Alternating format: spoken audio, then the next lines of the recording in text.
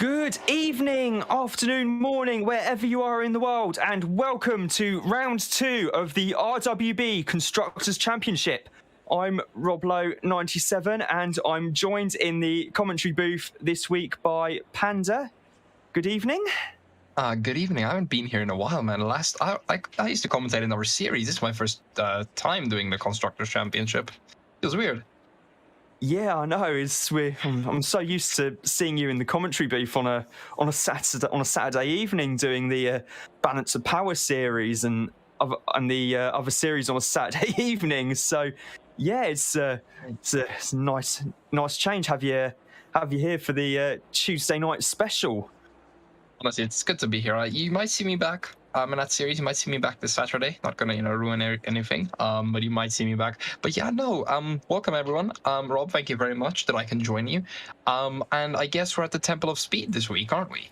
Oh, absolutely. We're at the Autodromo Nazionale di Monza, situated just outside Milan in the north of Italy. The Monza circuit is actually one of the oldest permanent racing circuits in the world. It was built, can you believe it, almost 100 years ago, this place. What? In fact, only almost 100 years ago. I think only, as far as I know, only Brooklands and Indianapolis are actually older than Monza in terms of full-on purpose-built permanent racing circuits. So there's so much history here, even if it's, despite the chicanes, it's not quite exactly the borderline flat-out blast it once was in the 1950s and 1960s. And for many years, actually, the closest finish to a Grand Prix was here at Monza.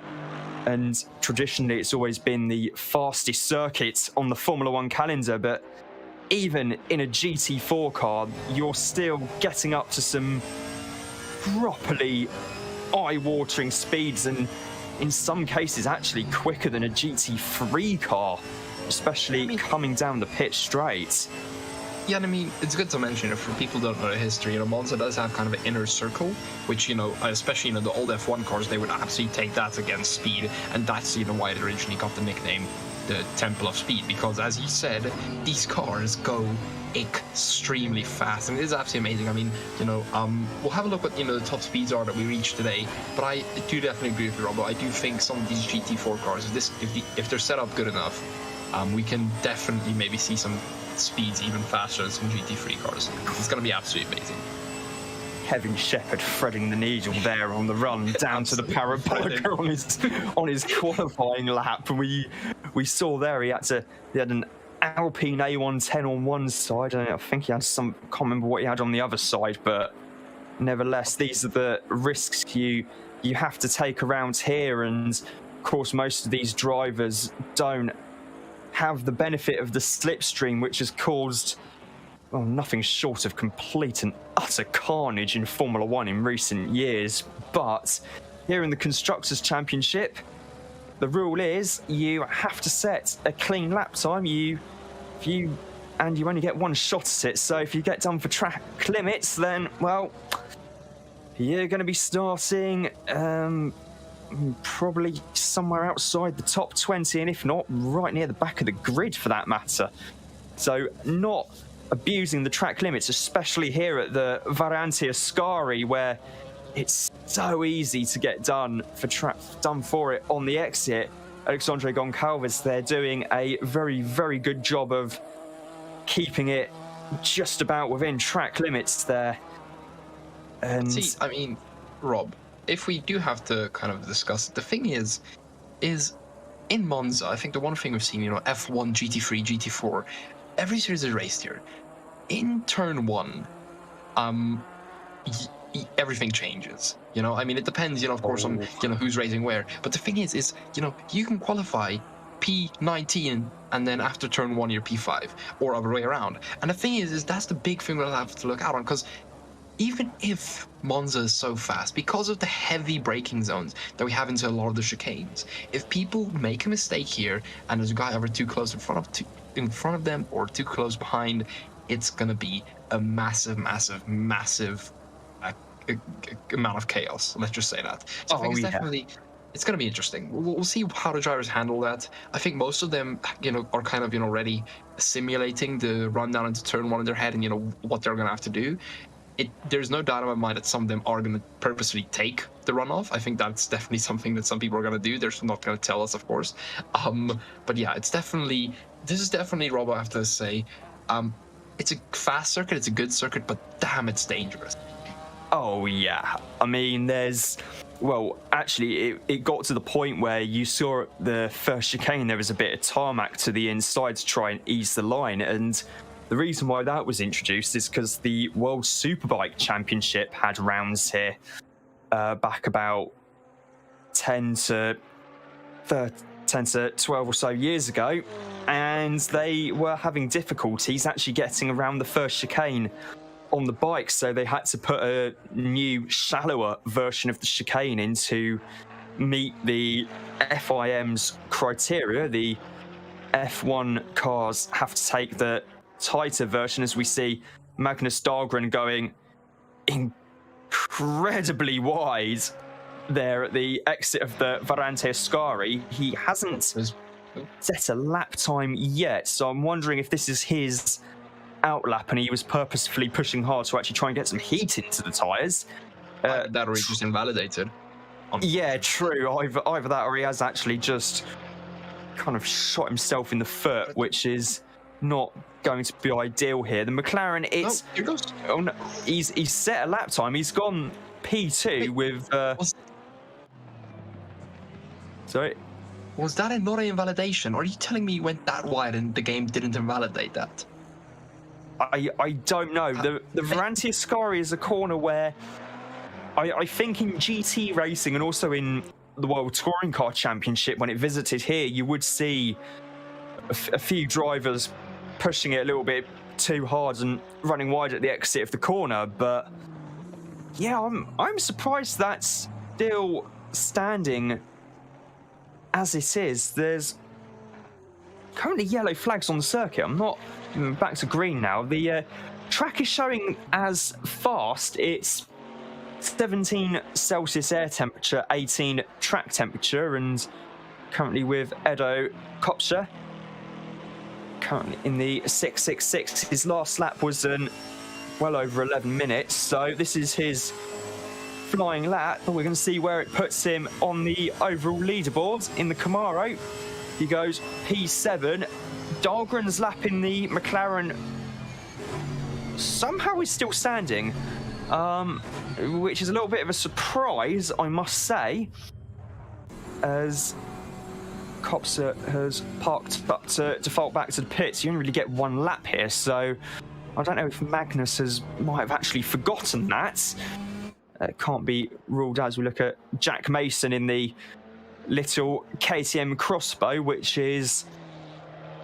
We've all due I know, and with all due respect to Jack, because he's probably pushing that thing as hard as he can and runs quite wide there actually at the second Lesmo, which, okay, it would have been fine back in the early 1990s when the circuit was a lot closer to the barrier, but not these days. And with all due respect to him, the KTM is not the car I would pick to race around Monza, if you know what I mean, Panda. My only thing is that, my dad himself, he has a KTM bike. All I'm saying is, no offense against KTM, right? But if you're a bike company, stick to making bikes. I know the car market looks good, but just don't make a car, man. Just stick to bikes. I love the little KTM. It looks extremely funny. It looks cute. I would probably, get one as a joke to, a family member. But KTM, please. I know the appeal is there, but we don't need it as a GT4 car. Although he does go P5, 1.3 seconds off, so maybe it isn't as slow as we think. It might be as slow as we think. Maybe it's going to get disallowed for track limits, because I've noticed that Dahlgren's lap is no longer showing in the top 21 as far as I can see. In fact, he's not even showing in the top 23 we can see on our leaderboard. It's been disallowed. I'm having a quick look further down, and I'm currently having a look. Currently on board with, well, not on board with Crawford Brown here. He's also pretty good. I've seen some really good performances from him. But I mean, look at that. Everyone is taking it really wide there, and it seems like kind of some of their laps are getting validated and others not. So I'm not quite sure. Well, because I'll have a look at. It'll be interesting to see whose laps get devalidated because it's quite. I don't say it's quite weird, but I mean it's a question of, is it really track limits? Did they push it too far? Are they just barely in? Where is the physical limit? So I think we'll have a look at that. Yeah. But I think that would be an interesting thing to ask the drivers. Do they know where the limits are, or are they just do they just accidentally push it too far and end up screwing their lap? Well, Crawford there keeping it very tidy, I must say. Actually, one of the tidiest I've seen so far tonight on the exit of the Varantia Scaris. There's cars Big accident going all over the place in the background. Might have been Rick Binnersy. Give me a second. I want to have a look. Yeah, that's Rick. Yeah, that's Rick in the AAA white and pink Mercedes AMG GT4. I think there's a KTM there as well. It's not Crawford. Maybe Eddie Warden, who won the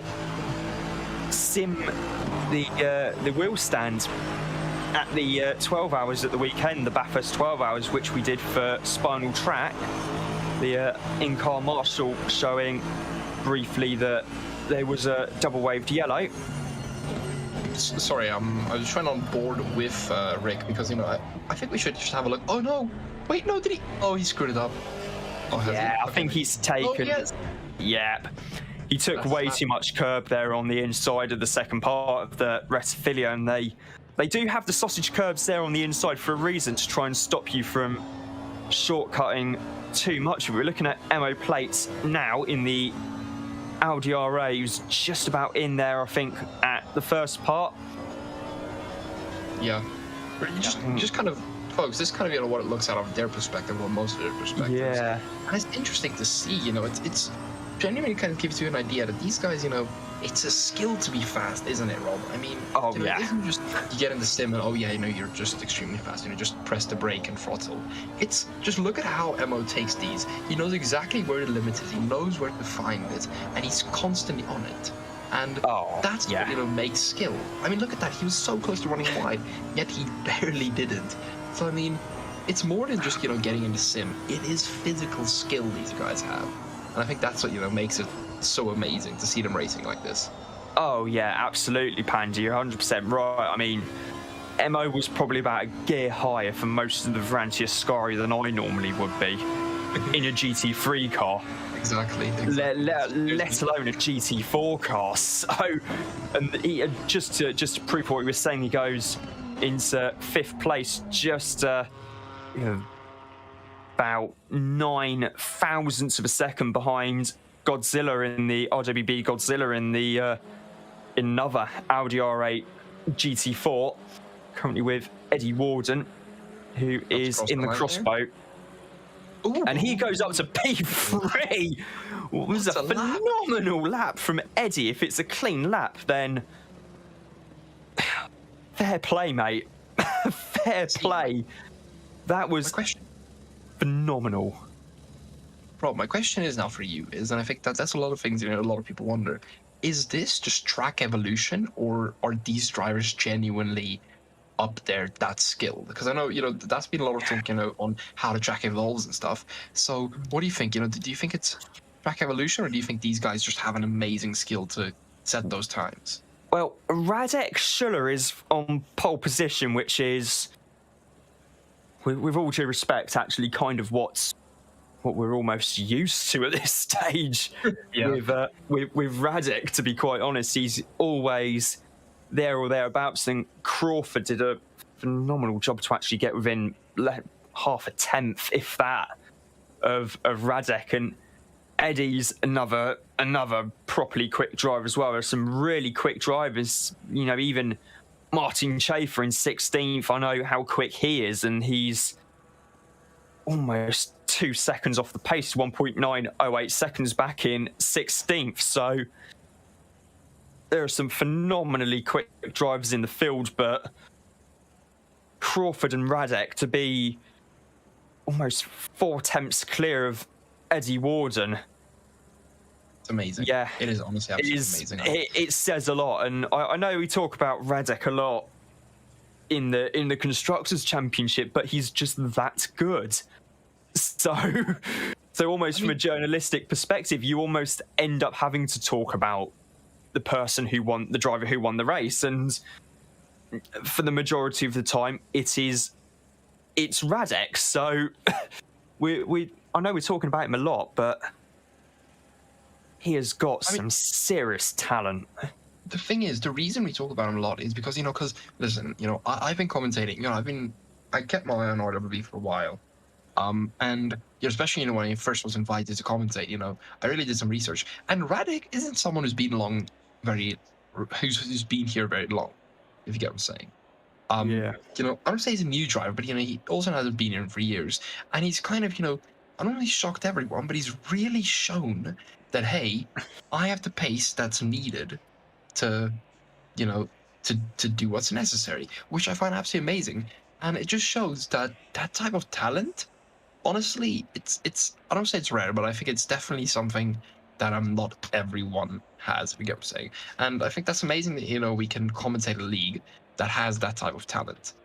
Oh yeah, I mean, I was actually genuinely quite surprised not to see him on the entry list for Bathurst at the weekend, because I would have thought that with the performance he's put in the Constructors Championship, he would have had DMs from probably half the field, quite frankly, saying, "Oh yeah, can you drive Frost, please?" I mean, I don't know whether he had like work commitments, family commitments, or whatnot, but he could have maybe done a stint or so during the race itself, and no doubt he'd have been one of the quickest drivers in the field. No, come what may. I do definitely think the one thing, I mean, I know, some of these drivers just say, listen, at the end of the day, I'm, I just don't like the long races, which I totally get. But I do have to say, the thing that the thing that we have to admire is that these guys are, how can I say this?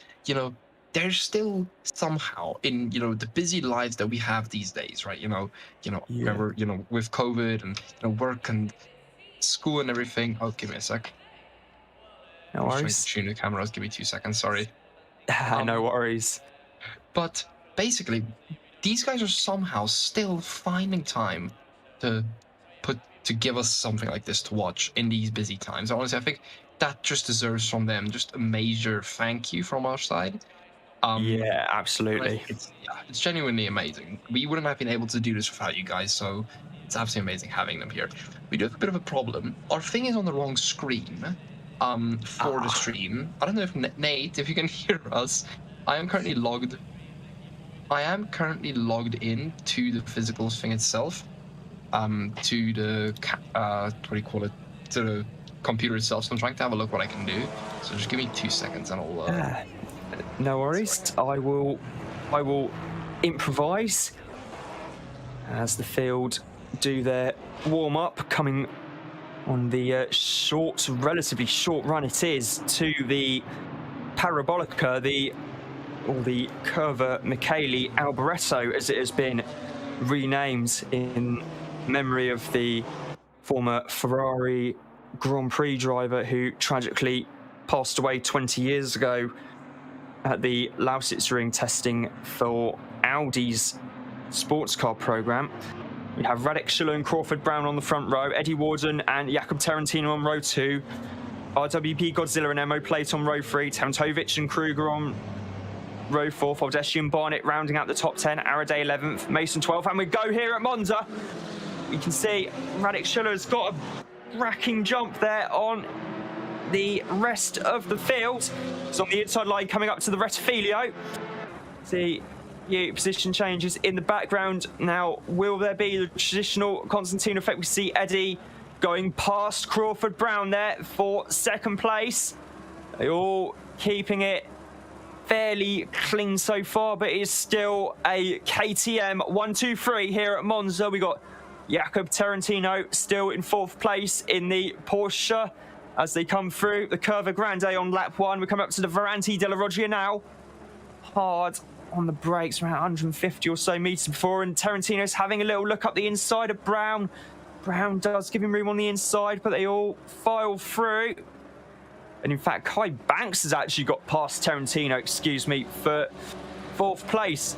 MO plate, Dylan Dick from the 2nd of the Audis, Tantovic 7th for Mercedes, Kruger 8th for Audi. And come through the Lesmos now. Still on board with the leaders. We can see the cars from the helicam as they head down towards the Vranciascari. We're with Samuel Kruger at the moment as they head into Ascari on lap 1. Nobody taking too many risks. It is admittedly a slightly risky place to have a crack at overtaking.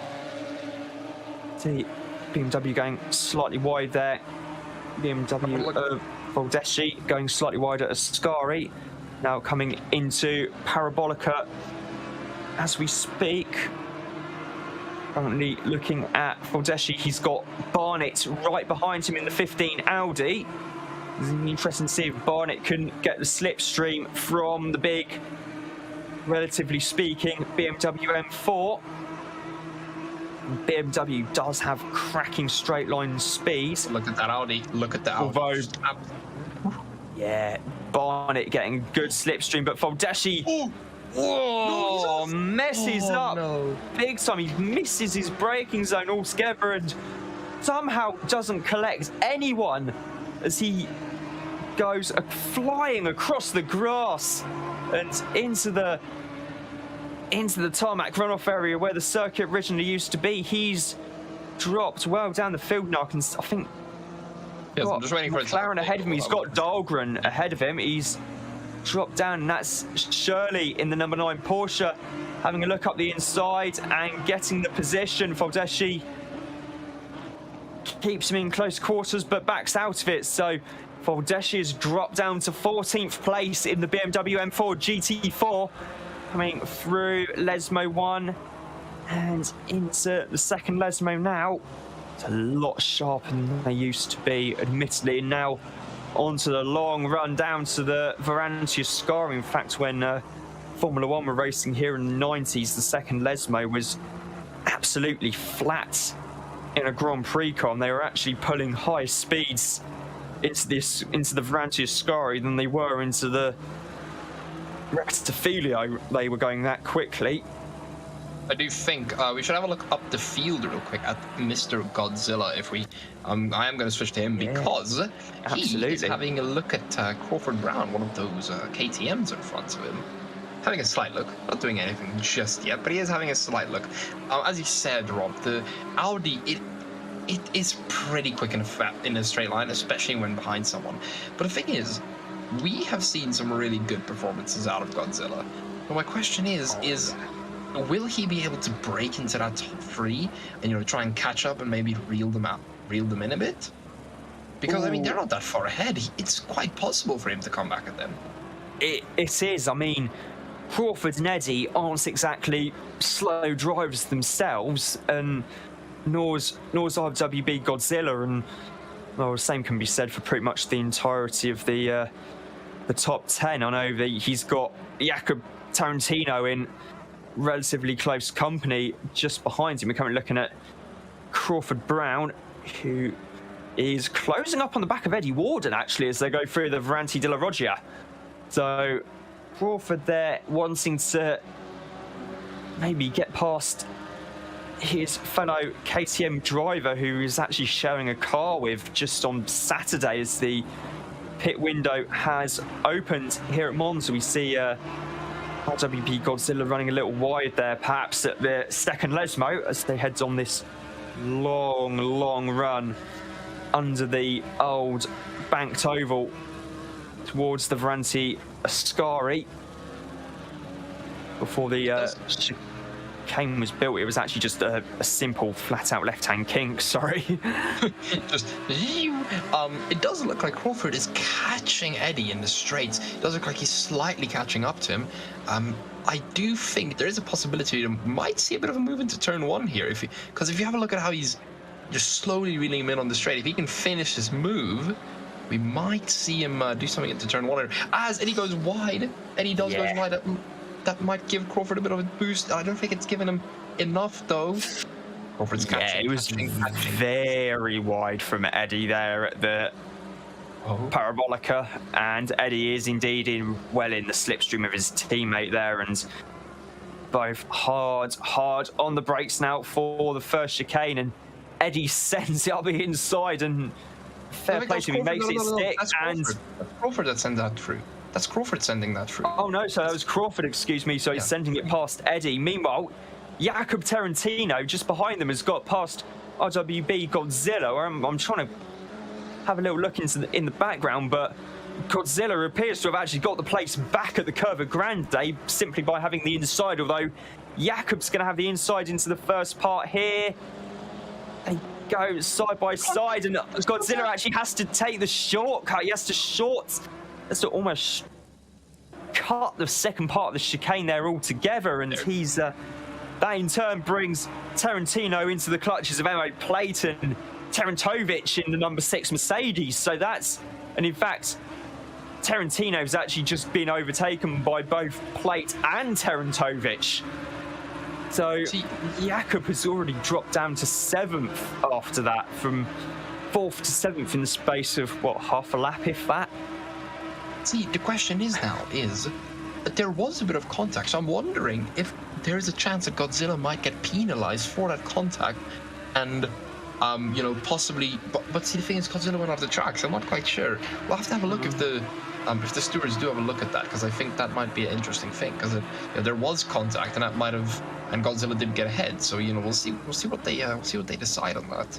Could be quite interesting. Yeah, it's it's very interesting, because Godzilla did have to.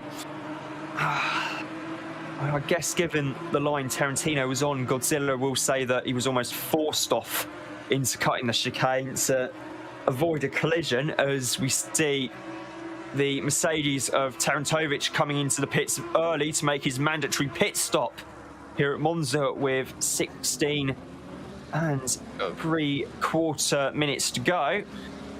With Jakob Tarantino in the 22 Porsche. We've also got Shirley in the pits in the number 9 Porsche for good measure, which means that he's going to drop down quite a few places. Currently looking at Samuel Kruger in the Audi, and now with Daniel Barnett, yeah, in another Audi. In fact, Barnett set his fastest lap last time around, 158.2. That is the wrong camera. I do apologize. Nah, no worries. Tarantovic is down in 13th place at the moment, so 15th, 16th, 17th.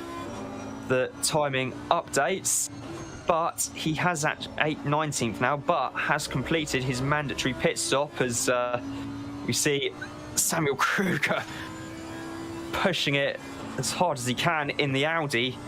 All 4 Audis actually running in the top 8 at the moment, 4th, 5th, 7th, 8th, with Tarantino being the Porsche meat in the sandwich.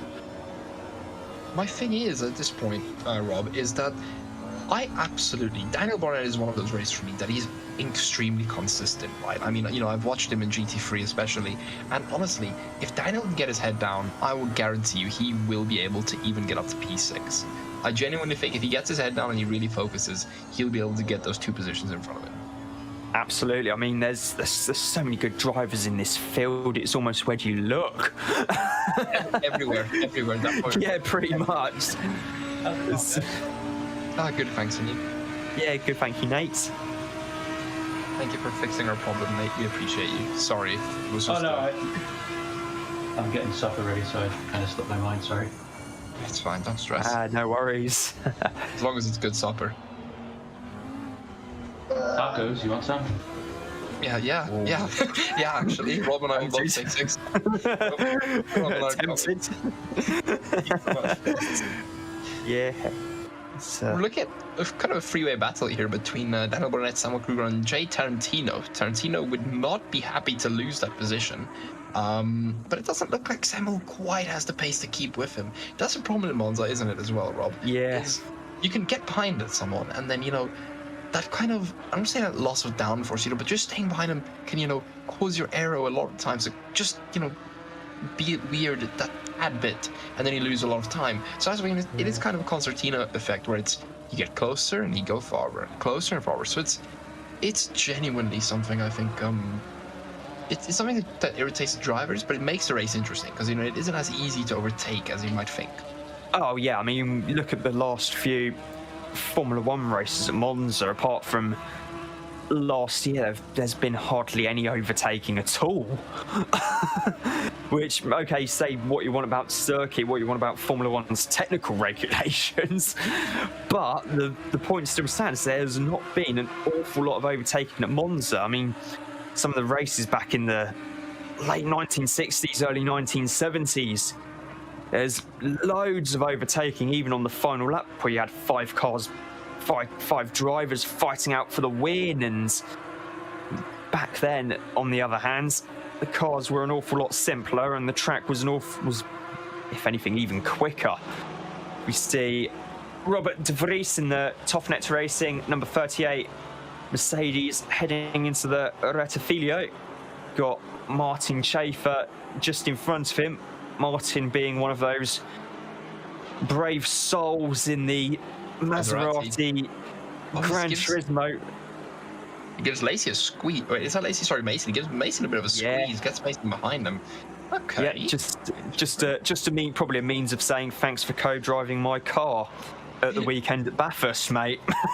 As Mason tries to go the long way round, goes a little bit offline there at the first part, and that brings De Vries well into the equation, as Mason's had quite frankly, a suboptimal line there through the Rettifilo, and Mason on the racing line has had a much, much better exit, is going the long way round the Curva Grande and is already well clear of Jack Mason. And Mason in the KTM, he's the only KTM driver not in the top 4 of the race at the moment, because it is still a KTM 1, 2, 3.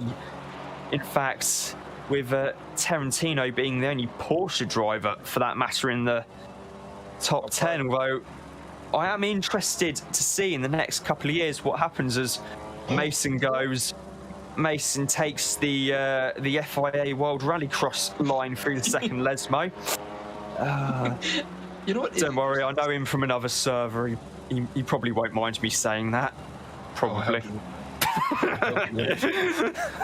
We'll get some a report after this. Don't worry, we'll get a report after this. Oh, don't worry. I'll probably have some DMs at this rate. The thing is, honestly, can we just talk about? There was one part there where De Vries got right up on Mason's back in that Mercedes. I would be shiting myself if that Mercedes was behind me. If I was in a little KTM, that Mercedes was behind me, I would probably just pull over and let him pass. I do not. Yeah, it just scares me too much, man. Just looking at it scares me. That's what I'm gonna say.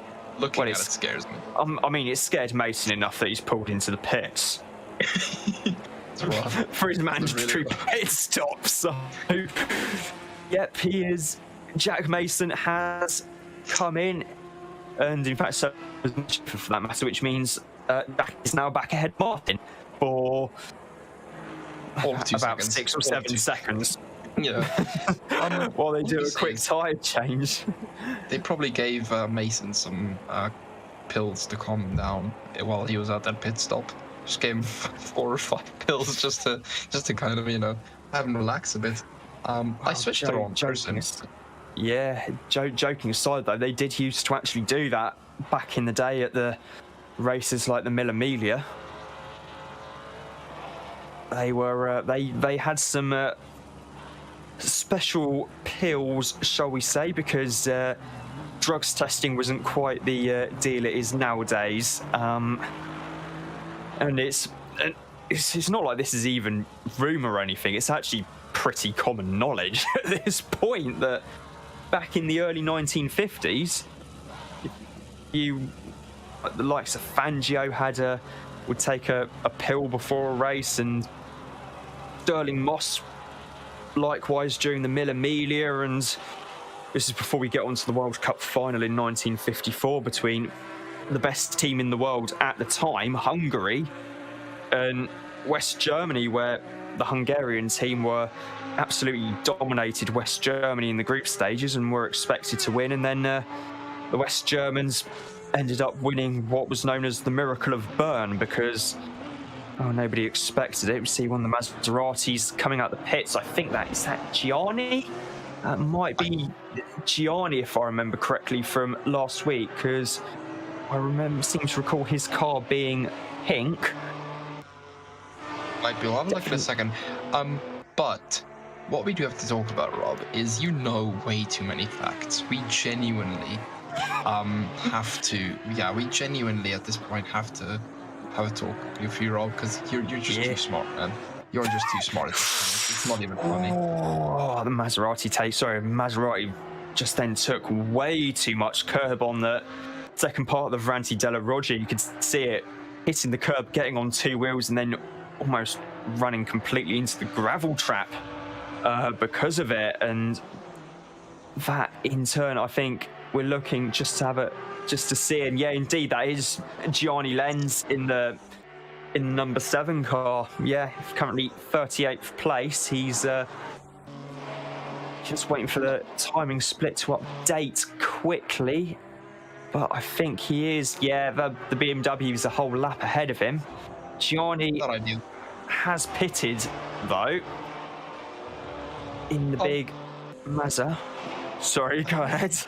No, it's fine. I would like to talk that big Mazda. I would like to have a talk about one person, and here they are. Don't worry. Found him. This man, Mr. Magnus Dahlgren, set, of course, a beautiful quali lap, and then that got it validated. So he's now.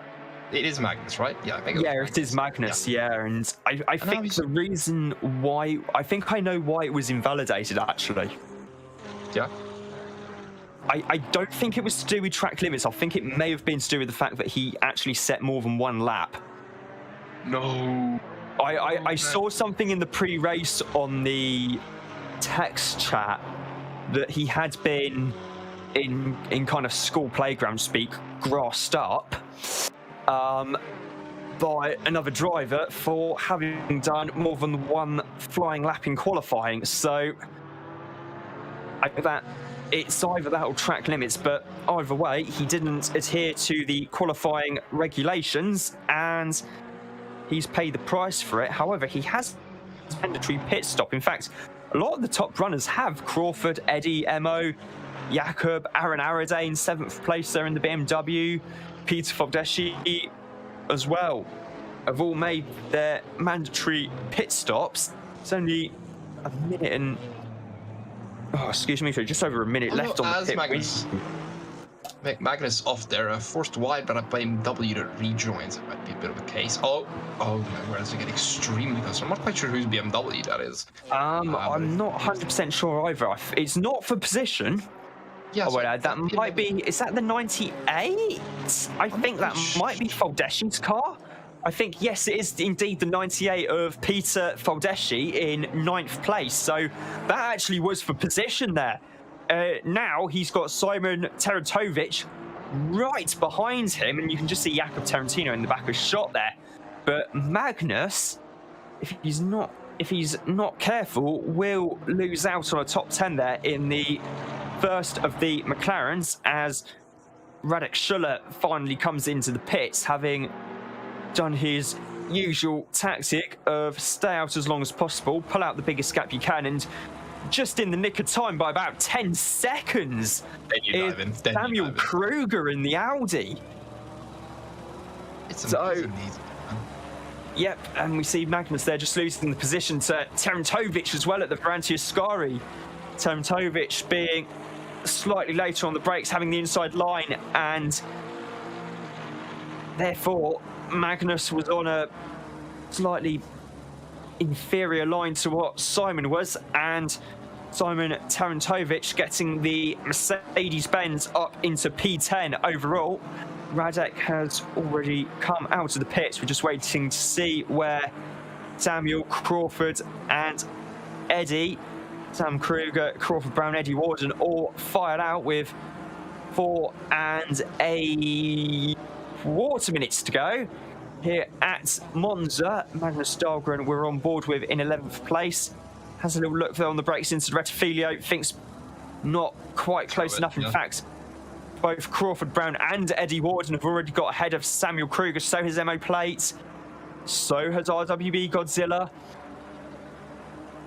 And so has Daniel Barnett. So it's a very Germanic top 10.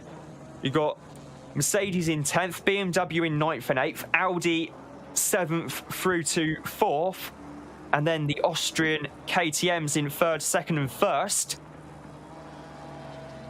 What I'm saying is, those KTMs, I mean, that's not too bad of a point haul, is it? P1, P2, and P3, like, and P16 as well, because you've still got Jack Mason there in 16th, but for a manufacturer to lock out the podium, in my experience, is actually quite rare in the Constructors Championship. So for KTM to be 1, 2, 3 with Radek 7 seconds clear of Crawford Brown and Eddie Warden in 3rd, another 2.8 seconds behind Crawford.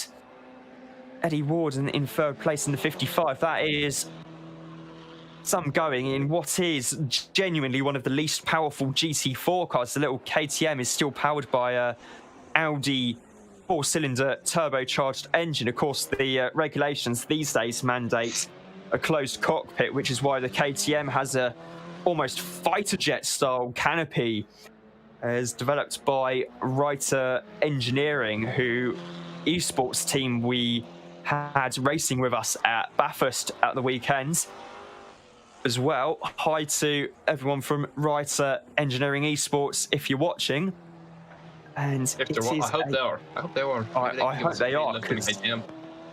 Yeah, because this is a fantastic result for KTM in a race where, in all honesty, I was actually expecting the BMWs to be a lot quicker than they were. You know, big front engines, lots of power.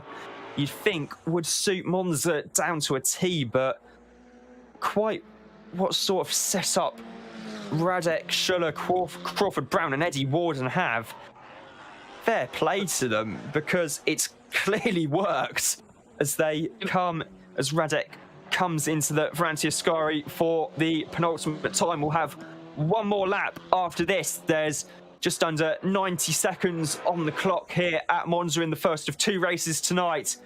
Track showing us optimum 19 Celsius air temperature. Track temperature 25 degrees, no wind. Sorry, yeah. We have Nate. Just saying, he's just said our names in chat. So I don't know if we've done something wrong, but he's just said Rob, Nate. So I'm not quite sure. Yes. Oh, okay. Rob Panda. Just curious, how is the quality? I think it's good. Is it good on your side? Yeah, the quality's looking absolutely fantastic on my end. I mean, granted, I'm watching through our Discord server at the moment because with the best will in the world, my computer can barely load the menu screens for Letto Corsa Competizione.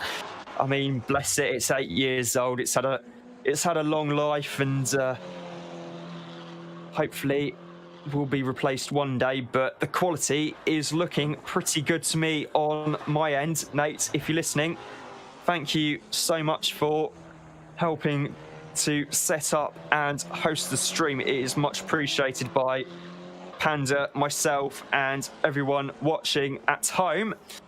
We see Radek coming through the first Lesmo. Yep. There's one thing we have to talk about. You talked about the KTMs locking out the top 3, but have you seen who's in P4 to P7? Yep, Audi. Those positions are all the Audis. That's a lockout. That's a 4 to 7 lockout. No one's taking those positions from them. that is absolutely amazing. Because I mean, you know, 3 KTMs, that's really good, right? Don't get me wrong. But to get all 4 of your guys in your team there, that's absolutely amazing. These guys can be so proud of themselves, man. That is absolutely fantastic. In other news, I've just noticed that Peter Foldeschi has dropped out of the top 23 altogether. It's now Arizay's still in 8th place. Simon Teratovic is up into 9th place. Magnus Dahlgren in the McLaren is back into 10th, car number 3.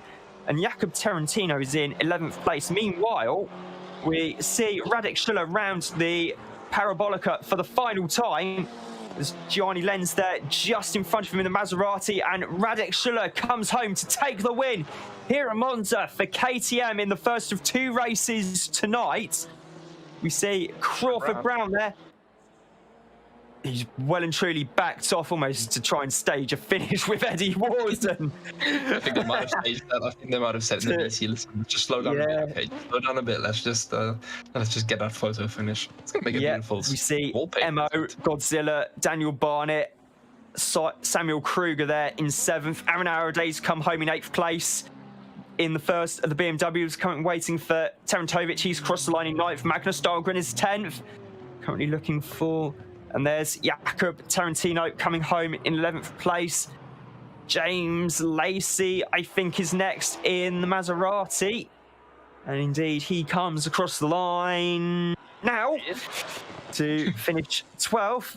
Just waiting for Jack Mason in the 4th KTM Crossbow GT4. He's home as well. De Vries, Ebug, Martin Schaefer, Cook, Meguero all coming home. We've got massive drag race here between the BMW and the Chevrolet Copsey and Veek. Only 21 thousandths of a second separating them for 20th. You've got Eugene Shepherd. Yep. He stopped in front of the finishing line. He hasn't finished. Wait, has he? No, he's finished. The finish line at Monza is only just after the track straightens out after Paraltado. Currently looking at Matt Scherblum now in the 555 McLaren. Damien Vilk is just ahead of him on the road. Foldeschi's actually gone back to the pits there in 38th place. So I think Peter might have had a technical issue on his end. Mats has crossed the line. We've got James Burley and Gianni Lenz just left to complete the race. What a race that was. That was fantastic. If you would allow me, Rob, I'm going to run us through our top 5 again. You can run through the whole field if you like. I'll do top 10. Your P1 then, Radek Schuller. P2, Crawford Brown. 3, Eddie Warden. Right in front of Emo Plate. Godzilla right behind Emo, really closing in. Daniel Barnett, P6. Samuel Creer, P7. All, of course, in the Audis. P8 goes to Aaron Aride. P9 goes to Seb Tarantovic, and P10, the amazing recovery drive from Magnus Dahlgren himself. Now, folks, this is going to be an absolutely amazing second race. You know, we have definitely seen what these drivers can do in the first race, and I think the second race is just going to be a ton better. Of course, that 1, 2, 3, 4 the KTMs, but a 4 lockout for Audi as well. So that's definitely going to shake up the constructors, because having a lockout like that, even if it's P4 to P7, definitely special. But yeah, folks, go get yourself some popcorn, go get yourself some tour or coffee or tea or whatever you drink, and be right back, because this is going to be an absolute amazing second race. We're going to wait for everything to boot up. It's about a 5-minute wait here, nothing too much. Rob has also just gone for 2 seconds. He should be right back. But yeah, well, that was race 1 for Monza in Constructors Champions Season 5, Round 2. We have seen all of your great support. If you haven't already, please do remember to like and subscribe to RWB. We do really appreciate it. And then here we go for 2 minutes of free practice. 2 minutes of free practice. Going to be interesting. I don't think anyone's going to go out in these 2 minutes. I don't think it's... Oh, no, never mind. I was wrong. There is indeed someone out. We'll have a look who that is in a second. That is Rick Bittersley, funny enough. Rick Bittersley, the first one out here in his beautiful Mercedes. Probably just getting the tires warm, just having a feel at how the track is. Track temperature 25 degrees Celsius, air temperature 19 degrees Celsius, of course. So it's a really nice track. Should be a great race. And I think that is Rob back. Rob? I am indeed back after a After just a quick break there. I mean, that was actually probably a record, I think, as well. So I thought that was a proper break. Well, we do have something to discuss. So, you know, we are on RWB, so I think it's good that we should maybe talk about tomorrow's update. Oh, yes. There is a very interesting update, and not just because of the technical updates as well happening in terms of features that are supported by the game, but there is a brand new car coming free of charge to those who have the PC version of Assetto Corsa Competizione. It's raced a couple of times already. In fact, it was actually racing just this weekend just gone, actually, at the 24 Hours of Sebring. It is, of course, the BMW M4 GT3. It looks menacing, doesn't it? I've seen on Jardir's stream, or even not just on his, but a bunch of streams, and it looks so menacing, man. Of course, with the new car, everyone, as far as I know, there are new updates for engine temperatures, higher pressures, especially the tire models. They've apparently upgraded a lot of them. Different models, the cars handle differently. So, Rob, think, if you really think about it, this is the last time these guys are racing on this version of Assetto Corsa Competizione. When they boot it up again tomorrow, it's going to be a brand new sim. Oh, yeah. I mean, it's going to be, well, we've got the Kyle Army 9 Hours coming up on the 11th of December, if I remember correctly, and the BMW M4 is going to be eligible for the GT3 class. So it's going to be very interesting to see who picks the M4. In fact, the M4's coming tomorrow, so there's going to be a lot of people getting a lot of track time tomorrow to try and actually find out what the BMW is like and trying to get setups. No doubt Racing Sim Tools, one of our sponsors here at RWB, will be getting a lot of time in behind the wheel of the M4, among others, and I cannot wait to see how that thing performs both in-game and in real life. The first big test for it as the M6 replacement is going to be the Dubai 24 Hours in early to mid-January, and then of course you got the Rolex 24 at Daytona coming up after that in the IMSA WeatherTech Sports Car Championship. So yeah, it's going to be really fascinating to see how the BMW performs. Of course, there are worse places to go testing your brand new race car than Sebring, because quite frankly, if you can last even 12 hours at Sebring, that's the equivalent of almost 24 hours at practically any other circuit in the world. Such are the bumps at Sebring trying to shake the car back to its component pieces.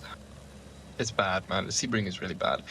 But I do want to point out, for those who have not yet, please do set a reminder for that Kyle Army 9 Hour. I will be heading that myself. And then, of course, with Rob, Draki, Red Sky, a bunch of other people, it's going to be amazing fun to be back in South Africa, be back in my home. You know, it's going to be absolutely amazing fun. Yeah. So yeah, guys, please do make sure to check that as well. You know, as well as the RWB Battle of the Bands. It's the 18th of December, and then the next round of the Balance of Power, round 6 at Zandvoort, which is the 27th of November. Now that is done advertising. Ourselves, I guess. Rob, 10 seconds to go. What are we expecting for this race? Who knows? It's gonna, in all honesty, there's, well, the KTM drive is still a KTM top 3. It's still Radek Schuller, Crawford Brown, Eddie Ward, and Jakob Terentino. RWB Godzilla in 5th in the Audi, MO Plate 6th. Simon Tarantovic 7th, Samuel Kruger 8th, Peter Foldeschi in 9th, having, I think, fixed his issues as well. Blimey. Crawford and Eddie getting a bit close there. In fact, Crawford really needs to be a lot further up, because currently Radek's all by himself alone at the front. And no, come on, Crawford, bit closer. These KTM guys are really a bit wiggly, aren't they? Trying to get as much heat into the tyres as they can, and Jakob's looking very keen, and the races go. Radek Schuller leads. We got RWB Godzilla try getting a very good start there. He's already passed Tarantino. He's passed Warden. He's past Crawford Brown as well. As cars are going off in the background on the run down, there's a BMW going off there as well. Is that Foldeschi? I think that is Foldeschi. And there's absolute carnage at the Rettifilio. I think we're going to have to wait to see how that unfolds. Jakob Tarantino is completely straight line the chicane. He backs off to let Radek redress the position. In all honesty, I don't think that's the first position he's going to have to redress. Meanwhile, we see RWB Godzilla having made a cracking start up into third place, and Foldeschi has already gone back to the pit, so I think Peter might have actually had a technical issue on his end in, I believe, Hungary. He's in. Currently looking at Eddie Warden and RWB Godzilla. Godzilla having a look up the inside into first Lesmo. He gets the position there. That might open the door for Daniel Barnett in the second of the Audi. So Eddie Warden is currently in an Audi sandwich. Jack Mason is in 9th place at the moment. And KTM is Crawford, who lost it. It was the KTM who was pointing completely the wrong direction. So after about half a lap or so, the top 10, just to clarify, is Radek Schuller, Tarantino, Godzilla, Eddie Warden, Dan Barnett, Sam Kruger, Simon Tarantovic, Jack Mason in 8th place, Nick Shirley in 9th, and Magnus Dahlgren rounding out the top 10 in the McLaren. Aaron Araday in 11th from Debug, Terry Agoris, Robert De Vries, Martin Schaefer rounding out the top 15, as we see Eddie trying to go the long way round at the Parabolica. It doesn't quite work out. Looks as if he might actually for a moment be able to get past Godzilla on the brakes there in the KTM, but does well to not play too much, relatively speaking, into the advantage of Dan Barnett. But Tarantovic has just moved up into 6th, I've noticed, by 13 thousandths. Barnett looking very racy there in the other Audi as Warden goes for the inside, and there's maybe, but at the same time, Eddie, how kind of pace for it looks as if he went a little bit wide there at the second part of the Rettifilio. See, this is absolute chaos. That KTM 123 has just been disturbed. I mean, the top 3 all different car brands now, and those KTMs, they might have been a bit riled up by the last race and thought, oh, we've got this in the bag, and they might have, forgotten genuinely how important the race start is. But it's, what a race. I mean, Daniel Barnett up in P5, Samuel Kruger P7, see him separated with Esther Natowski. Oh, and look at this. Can Warden make the move? I think Godzilla's close. It looked like there might be contact for a moment of Ranti Della Roggia. He's still right on the rear bumper of RWB Godzilla, Kai Banks in the Audi R8. It's got Barnett right for company, and looks like Daniel wants to do something. It looks like Daniel's saying, hey, Barnett wants to have a bit of playtime as well, but in turn, this is just drawing Tarantovic in.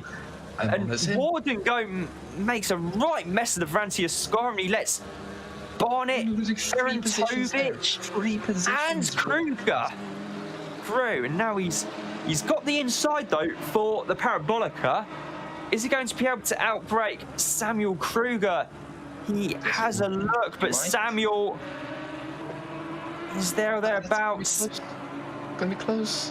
The Audi should be faster. Yeah, the KTM, Eddie's got a slightly better exit, but I think Eddie might just cling onto the position. What a mistake for Eddie. Just doesn't get that apex, and now Daniel Barnett and Godzilla, 2 of the Audis, through to P3 and P4. That is absolutely amazing. And Warden Tarantovic has a look up the inside of Barnett, doesn't quite pull it off, and that brings him well into the clutch. Godzilla, excuse me, and that brings him. Seb Tarantovic, excuse me, I do apologise. Brings him right into the clutches of Daniel Barnett, who he has overtaken. They've got Eddie Warden right behind them. Everyone's looking incredibly racy. And the drivers all, well, no, this is only a 25-minute race, so Daniel made a mistake there, but now Tarantovic on Godzilla. Tarantovic looking for the move. Godzilla not giving him the space as they drag down that Mercedes. Maybe with the slipstream might be a bit faster, just not getting quite enough speed down there.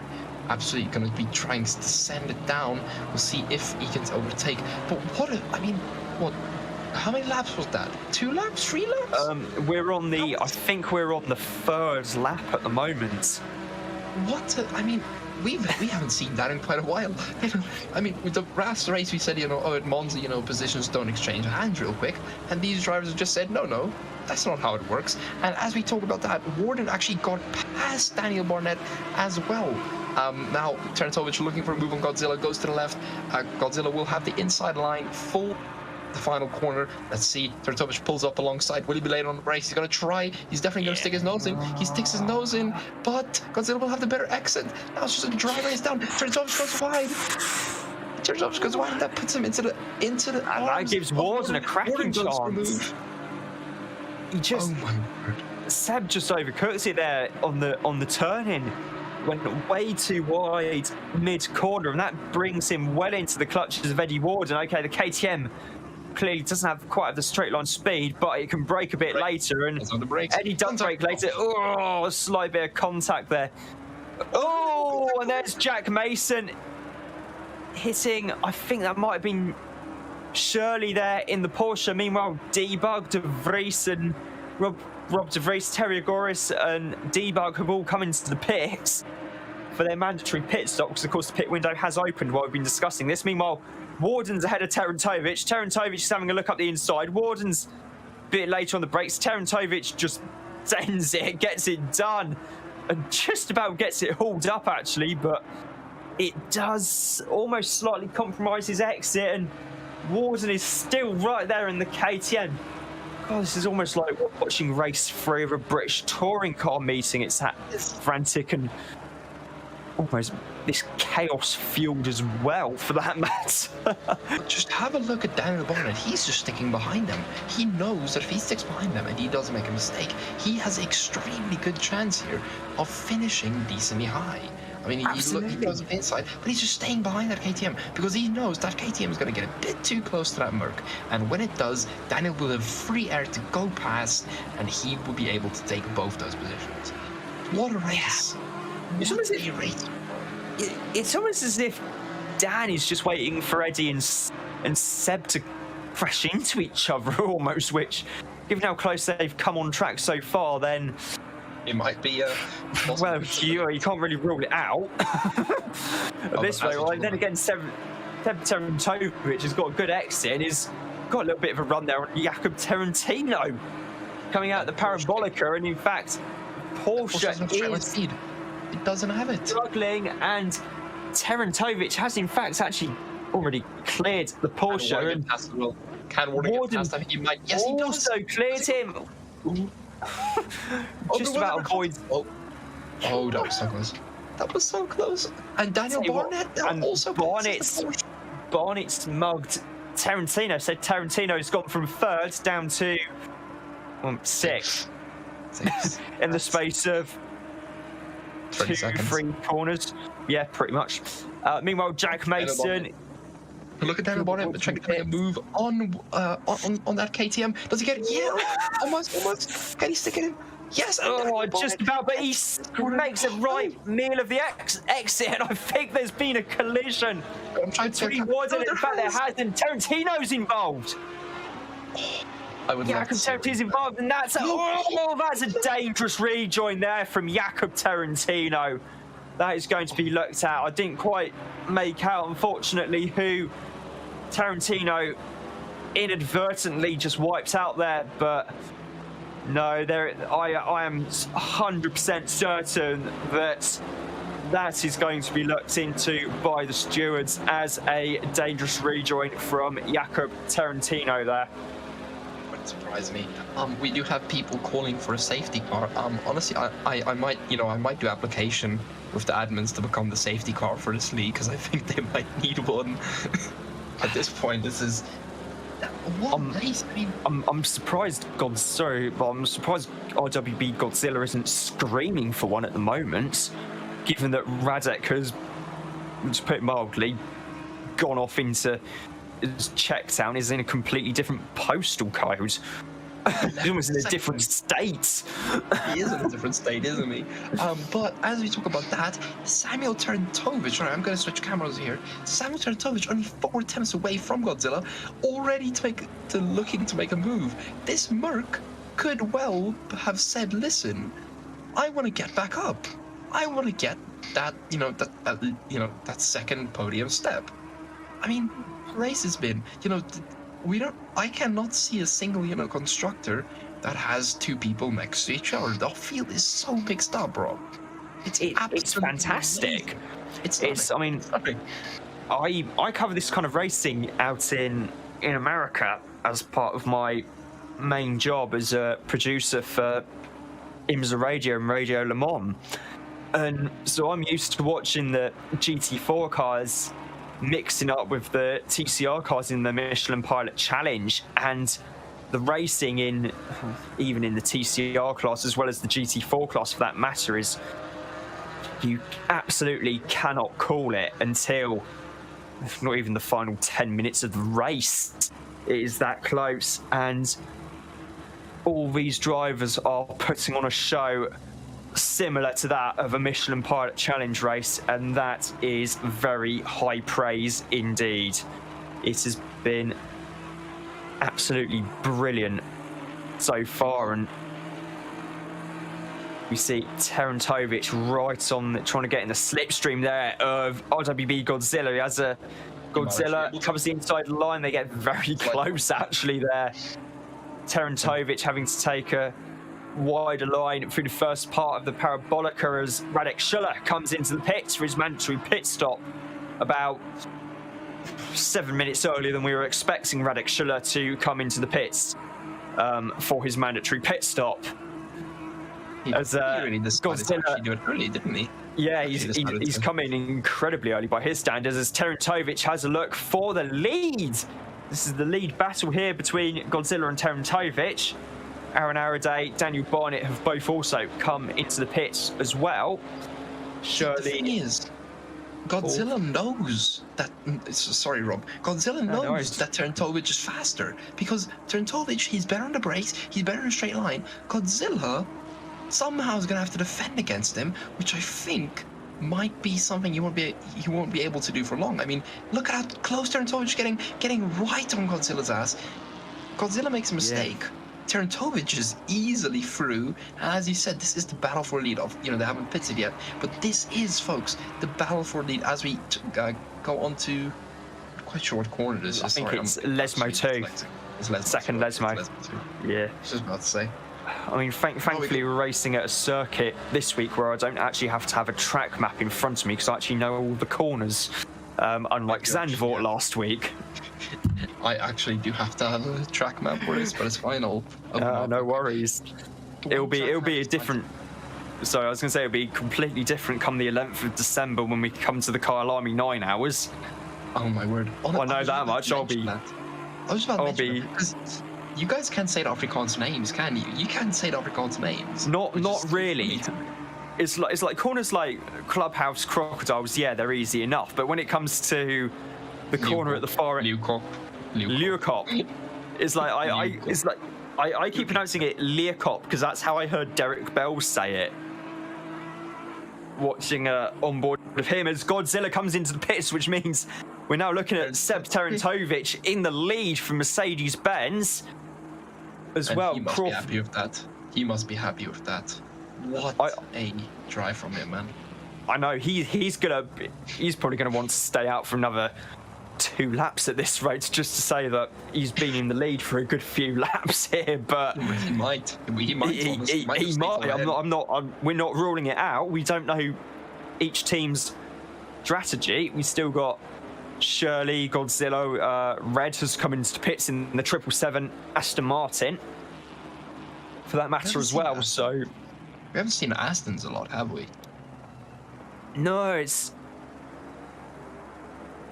kind of a tricky one almost because they did pretty well at Zandvoort if I remember correctly, but here at Monza for some reason the Aston Martin team has struggled somewhat. I know Aston Martin have had a, well, fairly turbulent time of things, to put it mildly, in the history of the Constructors' Championship. What with the many changes of team principal and an almost revolving door of drivers, as we see Terentovic there just getting past one of the Audis to put the Audi a lap down. Is that Audi? Oh, No, you're that's right. That might not be. I think that might be a Porsche. No, I'm more leaning towards like a Chevy.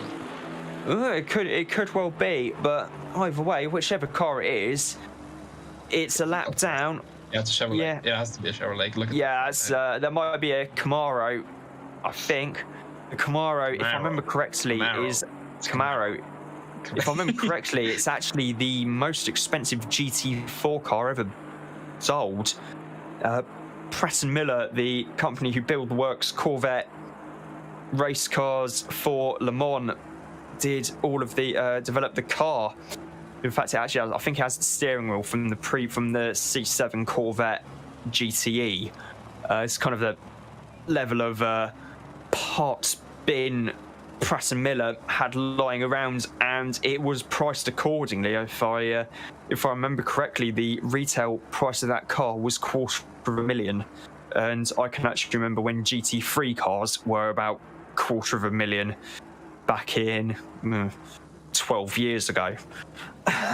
So it's not a cheap car, that Camaro, but you have to say it's quite well developed. As we've got Crawford Brown, James Lacey, Eddie Warden, Mad Al all in the pits there.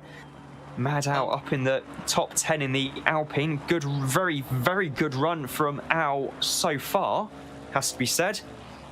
I do want to have a talk.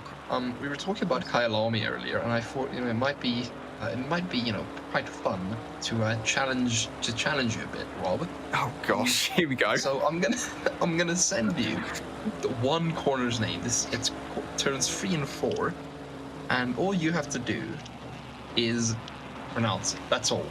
I think I know which corner you're on about. Yeah, I knew which corner you were on about, and then you sent it to me. Yukskai? Not too bad. No, what's the second word? Sweep. No, it's swip. So say swip. Swip. Okay, so it's Yukskai swip. Yukskai swip.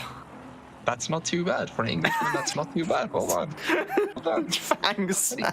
You're preparing already for Kyle Army. Yes, I am. I will be available on the 11th of December to do the commentary for Kyle Army. So really looking forward to it, as we see Seb Terentovic coming into the pits about I was going to say a lap earlier than I was expecting him to, although looking at his last lap time, okay, yeah, that includes actually having to brake for the pit entrance line. He would have been cutting it so fine. I think that's when And have a look. This is going to be a drag race. This is going to be interesting, because how far is Rob Schiller going to be ahead? Radek's already cleared Seb. No worries. Okay. Yeah, Seb's showing as being in P2. Radek's already checked out. Okay, that's an update from me yet, sorry. No worries. Don't worry. I once called Samuel Kruger Simon for 1.5 races by accident once, and I do apologise for it. So don't worry. You're not the first person to have done that. We see Damien Vilks come into the pits from 4th. We got Johnny Lenz in from 5th in the Maserati. Hottie in from 7th in another Alpine. We got Matt Stjurblom in the McLaren GT4 as well. See Damien Vilk, he's dropped all the way down to 20th in the little Alpine. I don't mean that in a... Yeah, he's showing us 20th for me in the bottom right-hand corner. And P7 on the left. You know, I'm just not gonna ask you. He's just dropping down the field now. Okay, there he goes. Slowly but surely he has a second to drop down. See, Seb is in 3rd place, but he is still right on the back and has in fact returned to having a fantastic view of the rear wing assembly, the exhaust exits, and any other bits at the back of the Audi R8 LMS GT4 of RWB Godzilla. coming through the Varantia Ascari as we speak, and onto the long old run down to the Parabolica. As we see we just saw the final part of the junior circuits there as a cut through on the infield. Tarantovic doesn't quite have a look at it. See, he just needs to stay behind. I mean, he still has two laps to do, so he should be able to get this move on Godzilla. So the undercut might have worked a bit for Godzilla, but I think. Oh. Yeah, sorry. Are you okay? You're making noises. Tarantovic getting up close. Can he pull out? He goes for the pull out. Oh, and he breaks later. Godzilla squeeze. Oh. He takes the World Superbike layout. He backs off, lets Godzilla take the line as Daniel Barnett is coming to the pits for a drive-through penalty. In the Audi car number 15, he has come in to serve a drive-through penalty, which I'm fairly sure might well be for track limits. Here at Monza, it's not difficult. It's certainly a lot easier at Bathurst, where the track limits are defined by grass and concrete for the most part. Barnett has dropped down the field big time. He's currently showing us 19th at the moment. We'll just wait for that to update to give you a more accurate position. No, he's already he's dropping well down the field. He's been passed by Terry, Jack Mason, Cook in the number 2 Mercedes. Aiden Mueller, red, he's dropped out of the top 23 altogether. That's a very, very costly off-track excursion there for Barnett in the Audi. Sorry, I do want to have a quiet talk. Fast talk about that collision between Godzilla and Tarantovic, because my view on that is that Godzilla squeezed Tarantovic, which caused him to have contact because Tarantovic, tried to stay on the track, and then Tarantovic went wide. What do you make of it, Rob? What do you make of it? It's a tricky one because Godzilla was defending. I think he only moved once, which, okay, yeah, you're allowed to do so. He was on the inside line, but then as the circuit it is very much a pinch point, the first part of the Rettifilio. It usually is at the start of a race. I mean, if you're at the back of the Blancpain GT series field in real life, you're almost having to put the clutch in to get the thing rolling because you've almost come to a standstill at that stage. So, but yeah, Tarantovic didn't really have anywhere else to go. He could have just completely straight-lined it and then redressed the position here at the Curva Grande, or what he did, which was bounce over the sausage curbs, take the bike layout of the first chicane. But yeah, either way, I think the stewards will have a little look into that, because just to make sure that everything was within the regulations. But it is it's going to be a close call. It's going to be a close call as to whether it's a penalty or not for Godzilla in the 34 Audi. That makes it interesting, doesn't it? That makes So if this was F1 stewards, we'd be waiting until about the time we're on air next Tuesday. Yeah, for the next round of the Constructors Championship to get the penalties through. But since this is RWB and not Formula One, and we have stewards who are absolutely fantastic, we will probably have an update sometime later tonight. Okay, we're going to be off air, but we'll probably have an update later tonight and not sometime in the middle of next week. And that is actually an extremely good transition to saying, if you do want that update, make sure to go onto the RWB website and join us on Discord or any other social platform you can find us on. Smooth. Very smoothly done. You can see I'm a content creator because I'm just way too used to start, going into self-advertising. Yeah, absolutely. Just wait to but no, honestly, I do definitely agree with you. When it comes to talking about our stewards, I think the whole RWB team is amazing. Absolutely. The drivers themselves, a lot of the other commentators, we've really had I think the whole commentary team is amazing. Of course, Nate and the Teds, all of the admins, everyone in the server is amazing, and I think we do have to give them a thank you. I do want to go on Llama. Or sorry. Yeah, no worries. And go on board with Terentovic, and you can take us through the last half of this lap with him.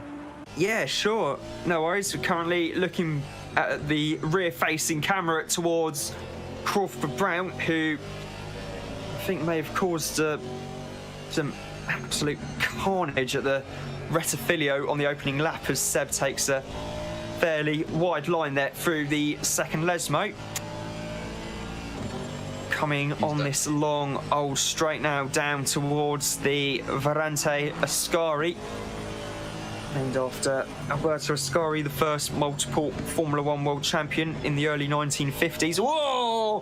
Crawford sends it up the inside and massively overcooks it and ends up having to turn the KTM into a rallycross car, except without the electric powertrain. Radek Schuller has already crossed the line to win the race.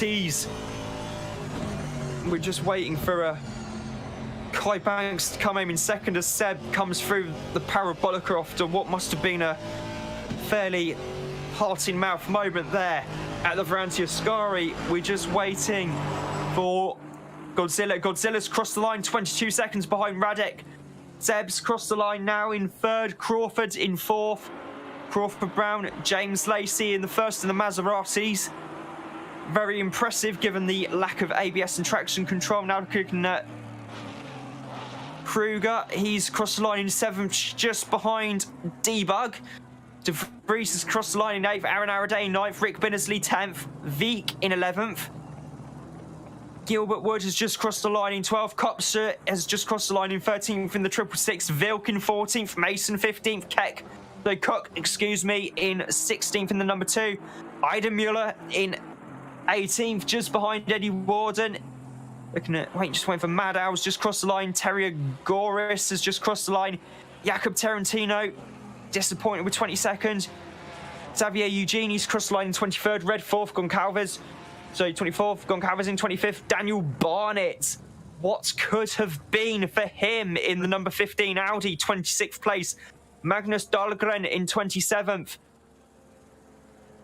Hottie has crossed the line in 28th. Brook in 29th.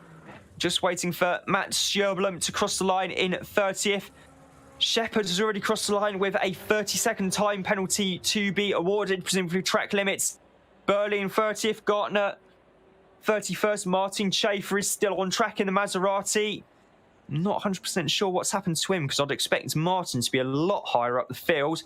Mo Plate has already come home, and I will let Panda do the run-through of the top 20. Thank you very much. No worries. We do appreciate. Well, end race 2. 2 race tonight, absolutely beautiful. Race 2's results then. At the start, we have Radek Schuller taking P1, P2 Godzilla, or RWB Godzilla, that is, or Kai Banks. P3 goes to Seb Terenkovic, followed by Crawford Brown. Crawford Brown sneaking in front of James Lacey and Debug. Samuel Keir P6 then, followed by Robert De Vries, Aaron Ariday, Rick Bittersley, and RWB Alex Witch and Craig Gilbert. Okay, well, they're leaving now, but that's the general idea. Mason, Koch, Warden, Eldon Miller, Al, Tarantino, Eugenie, Red, Gonzalez, Hornet, and Dahlgreen. We got 1 or 2 people leave there, but that is basically your top 20 for race 2. Thank you very much, Panda. We're come to the end of another frantic 25-minute race here at Monza, which rounds out tonight's action in the RWB Constructors Championship. We'll be racing again in a week's time. We've also got, as mentioned earlier, the Kyalami 9 Hours coming up on the 11th of December, one race for which I absolutely cannot wait, and will be the full endurance debut of the BMW M4 GT3. And we've also got the Battle of the Bands coming up later in December as well, where we might even get a little bit of insight into the music tastes of some of the RWB regulars, which is going to be quite interesting, unless there's an awful lot of metal bands, then in which case I'm probably going to have to try and come up with some puns, being very much a metalhead myself, unfortunately. My thanks to Panda for joining me here in the commentary position tonight. Thanks also to Nate Newcomer for hosting the stream tonight as well. Thanks to all the stewards and all of you for watching. We'll be back around the same time next Tuesday for the round 3 of the RWB Constructors Championship, part 3 of 4 for the GT4 class. The final 4 rounds featuring the big full-fat GT3 cars. Yay! Yay, indeed! Cannot wait for that. I've been Rob Lomas, and we'll see you next time. Bye for now. Bye!